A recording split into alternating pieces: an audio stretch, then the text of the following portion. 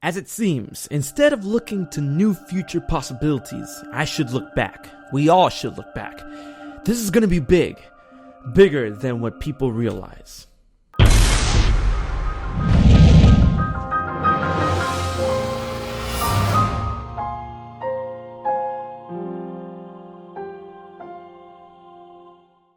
Perhaps one of the biggest mysteries to us Zelda fans when concerning Breath of the Wild is where the game takes place in the timeline. I've had a couple of theories on the notion already, most notably my timeline placement theory after the reveal, but that theory comes with an inhibitor that plays to the thought that the game takes place in the pre-established timeline, the Unified, the Downfall, the Child, and the Adult timelines.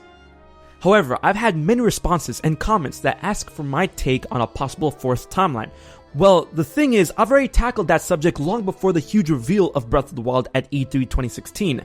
After a lot of digging and application, I've come to the hard realization that as it stands, Breath of the Wild has way too many inconsistencies and fallacies to try and be a part of the Zelda timeline as we know it, thus fitting better in a supposed fourth timeline. But not just anywhere or anytime can we make a timeline split just to suit the game. We need an event in the Zelda series that can produce a split that not only the game can reside in, but it also must be a place in time that can have everything we know about Breath of the Wild and we see in the game itself reside without any troubling elements or thoughts. This is where my original fourth timeline placement theory comes into play, because what I originally envisioned can still fit in this picture where Breath of the Wild can truly be, but with a slight change in my original design. If you haven't seen the theory, let me give you a bit of a rundown real quick. My theory on the supposed fourth timeline that Breath of the Wild could be a part of is totally exclusive to that game and takes place in a split that happens right after Skyward Sword. At the climax of Skyward Sword, Link traveled to the radical past in order to engage Demise, who took the soul of Zelda, who is the first mortal incarnation of Hylia. At this time in the past, Link destroyed Demise to save the day, but this is the action that causes the new timeline split.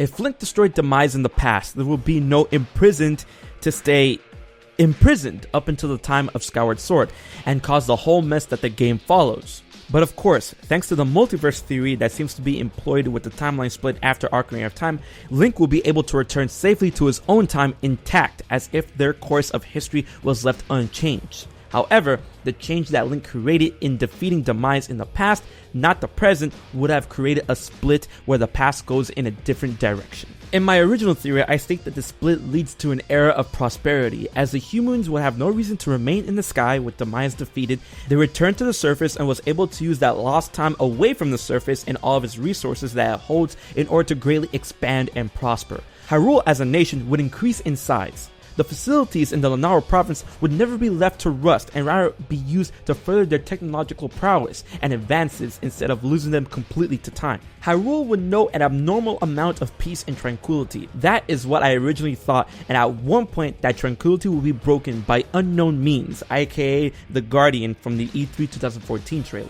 Well, that's what I originally thought. The beginning of my theory still holds true in a sense that the split can happen, but in a different direction. Now, the timeline split will still happen according to my theory, and the humans do return to the surface shortly after Demise's defeat in the past, as there's no reason to remain in Skyloft. After their return, Hyrule and its technological innovation still advanced significantly, but not in an organic way that I initially perceived. Rather, the Sheikah decide to become more prominent and come out of the shadows in order to protect Hyrule and its people in a more significant capacity. After Demise's defeat, and their own knowledge of the Gate of Time being used by Link to come from the future to defeat Demise, they more than likely elected to push their technology to a point where they need not rely on a hero to be saved, as Hylia had already been reincarnated. Rather, they would have towers, shrines, Sheikah slates, and guardians to protect the land of Hyrule from any and all threats.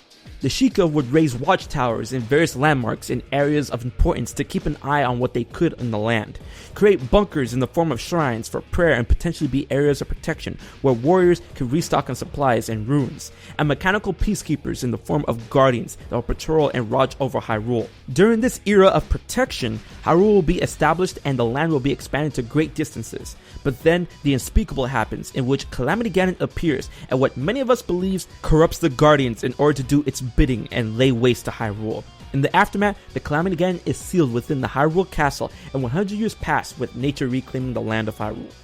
Okay, here is where we start connecting the dots. The reason why Breath of the Wild would fit much better in a situation like this instead of the pre-established timeline split is thanks to a number of reasons. One of the most notable is the many references to Hylia that exist within this world of Hyrule, including her statue in the Temple of Time, Mount Hylia, and the Hylia River. And the Sheikah monks refer to Hylia by name when you complete each of the shrines.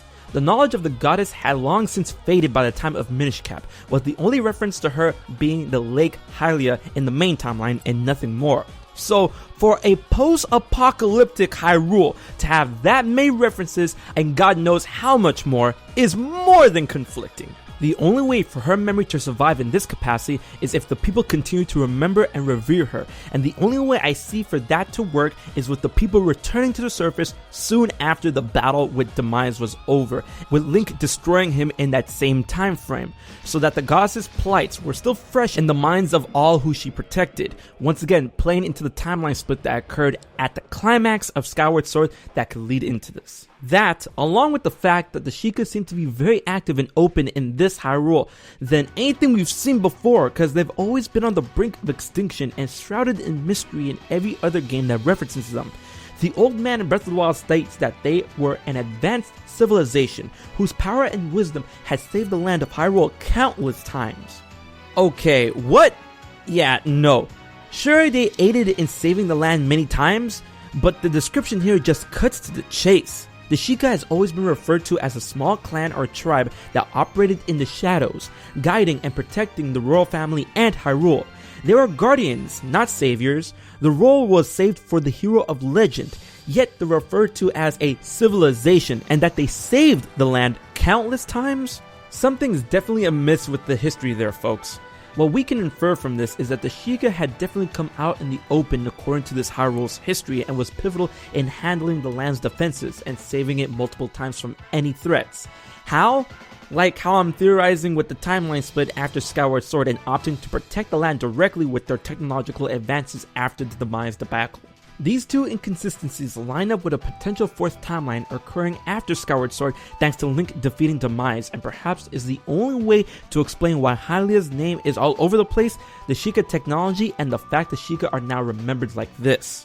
But aside from those important factors, what about all the recognizable aspects that we've seen in Breath of the Wild, like the Temple of Time, the Koroks, the Master Sword, etc, etc, etc. I get you, but think about it for a second. They are all, of course, recognizable by Zelda veterans, but don't all of those things seem a bit off? It's because they're supposed to be like that. Given what we've seen in terms of the timeline split, the Zelda games in different timelines still show recognizable areas, themes, and characters that are shared across all the timelines or all of the universes. Thanks to that, it is already established in the Zelda series that we will indeed see similar motifs and themes in all of the timelines. With that being said, in this new fourth timeline after Skyward Sword, Hyrule will still be in a direction that we all would recognize, but not truly 100% the same. Think of it as a massive butterfly effect. Something changed in the past in Skyward Sword that led to this new future. Sure, we see things in Breath of the Wild we all know and love, but they are not completely the same. Rather, alternative parallel versions of themselves. We can obviously tell what is what, but they have properties that sets them apart from the originals or the other versions that we've seen, and that is shown in almost every aspect. The comparisons are there, people. The Master Sword, the Temple of Time from Ocarina of Time, the Koroks from the Wind Waker, Spectacle Rock from Legend of Zelda, it's all there. What I'm saying is that despite being a new separate timeline, Hyrule is always going to be bound to be put on a certain direction, building staple monuments, having staple characters, and even having similar events. But we are able to see these subtle to massive differences that can be compared to what we've seen and known from the series. That is the fate of Hyrule. Even when creating a new nation in a new world in Spirit Tracks, we still see the consistencies that mark it as part of the Zelda chronology. This is why in this new world and era of Hyrule, we still recognize various elements. The Temple of Time has a similar structure, but the placement and interior is incredibly different.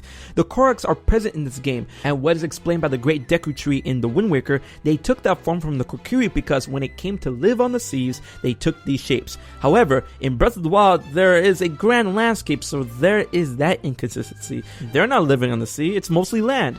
Characters we recognize but aren't truly the same we've seen before are present due to this effect as well. The old man, the evil that is the Calamity Ganon, and even Link himself. Think about it. Link has always been left-handed aside from Skyward Sword, but now he's right-handed, and this game would take place in an alternate timeline after what game? That's right, Skyward Sword. Even down to his flagship attire in this game isn't the hero's tunic, rather the champion's garb. So even Link has felt the ripples of this time-space distortion in his very character. As we've seen in the Zelda series with alternate universes, parallel worlds, and would-be realities, this notion is definitely not out of the question. Before I thought a timeline split like this would lead Hyrule down to an era of prosperity.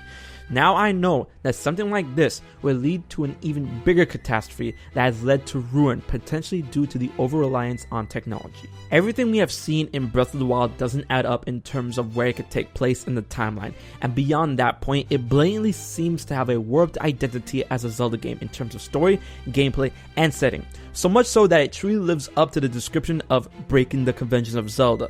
But the only way for something like this to be achieved in the Zelda chronology and story is to have it contained in an era all of its own. An era where it was strategically placed after Skyward Sword, where Link went back to the past to destroy Demise. Nintendo knows what they're doing, people. However, with that being said, something definitely is amiss in the air. If Breath of the Wild is taking place in a new timeline fissure after Skyward Sword, then Nintendo has the freedom to do virtually whatever they want with it. Ah, shit!